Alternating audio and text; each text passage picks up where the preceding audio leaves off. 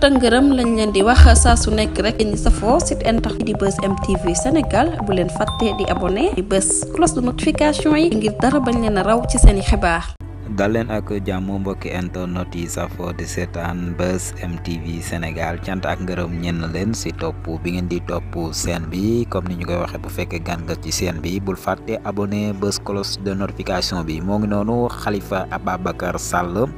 moom nag gannaaw ba nga xamee ne élection yi weesu na boobee ba léegi kenn déggu ko kenn déggaatu ko waaye nag si ay sources yu ñu jot ay information niki démb moom mii di Khalifa Ababacar Sall jamono bi nag jege na loolu ngir nag ànd ak ki nga xam ne moo di président Bassirou Diomaye Diakhar Faye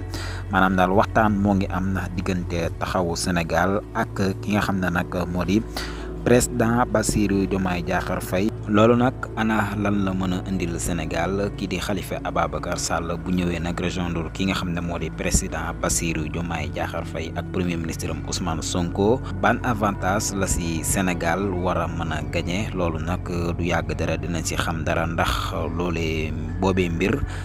dina am déet kii di Khalifa Ababacar Sall ñu gis ko mu dugg si biir gouvernement bu président Bassirou Diomaye Diakhar Faye am déet lu si mën di am dinañ si gën a def ay gëstu gën leen ko leeralal jaa ngeen jëf.